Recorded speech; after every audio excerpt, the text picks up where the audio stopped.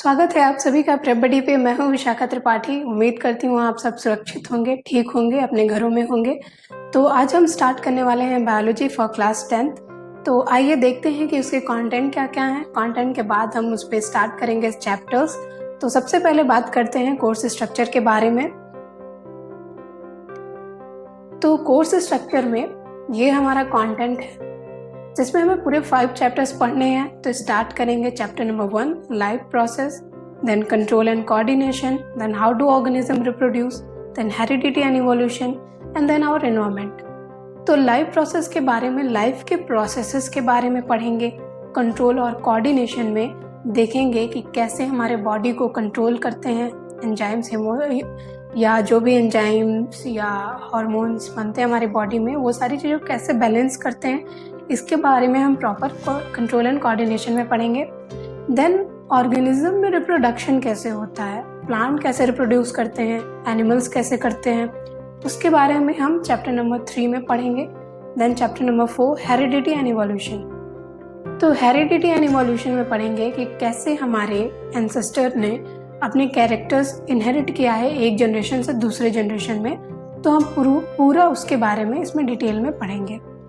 Then हमारे environment में क्या क्या चेंजेस हो रहे हैं, क्या क्या चीज़ें आ रही हैं, उसके बारे में हम इन्वायरमेंट में लास्ट चैप्टर में अपने डिस्कस करेंगे।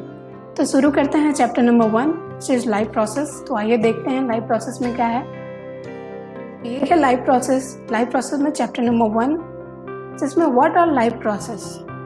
सबसे पहले ये क्वेश्चन आता है कि लाइफ प्रोसेस।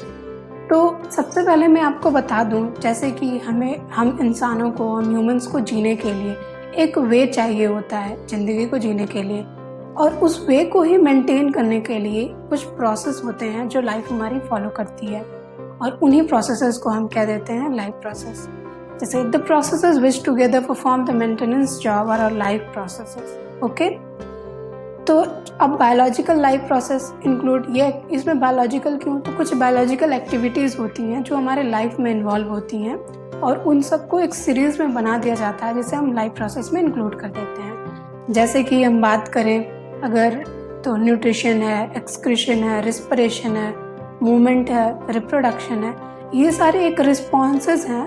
एक एक्सटर्नल रिस्पॉन्स है, ग्रोथ है मूवमेंट के लिए, एक लाइफ को प्रोसेस में रखने के लिए। ठीक है, तो सिंपली लाइफ प्रोसेस को हम एक लाइन में अगर आपको बताएं कि कुछ प्रोसेस होते हैं जैसे कि न्यूट्रिशन है, रिस्पिरेशन है, ब्रीदिंग, इन सब है, ये एक प्रोसेस चाहिए होता है लाइफ को अपने बनाए रखने के लिए। जैसे कि रिप्रोडक्शन भी एक प्रोसेस है, एक जनरेशन को दूसरे जनरेशन तक बनाए रखने के लिए।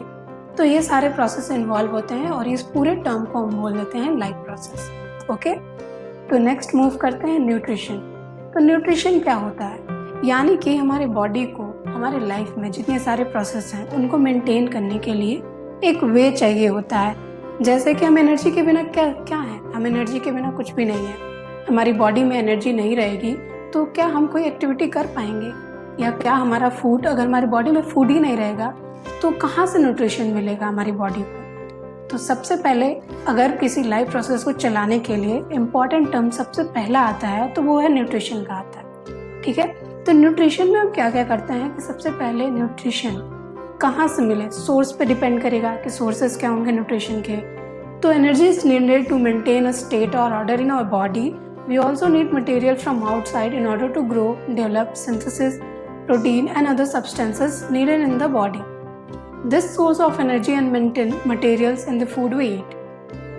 तो सिंपली अगर न्यूट्रिशन की बात करें तो जो भी हम खाना खाते हैं, जैसे कि हमारा प्रॉपर डाइट लेते हैं, वो इसलिए लेते हैं क्योंकि वो हमारी बॉडी में जितने भी न्यूट्रिशनल वैल्यूज़ होते हैं वो उनको फुलफ़िल करता है, वो सारी नीड को कंप्लीट करता है। तो इसलिए न्यूट्रिशन इतना ज़रूरी होता है। जैसे कि मिनरल्स का बॉडी को मेंटेन करना, प्रोटीन्स का होना, हमारे मेटाबॉलिक रेट को बढ़ाना, इम्यूनिटी को बढ़ाना जिसके अगेंस्ट वो किसी भी डिजीज़ से लड़ पाए। तो इसलिए न्यूट्रिशन सबसे मेन होता है। तो न्यूट्रिशन के भी कई टाइप्स होते हैं। तो हम सबसे माइनर आपने बचपन से पढ़ा होगा, ऑटोट्रॉपिक न्यूट्रिशन से स्टार्ट करेंगे। तो ऑटोट्रॉपिक न्यूट्रिशन क्या है, तो the autotrophic includes green plants and some bacteria. Heterotrophic survival, develop और इनडायरेक्टली और अनऑटोट्रॉप्स।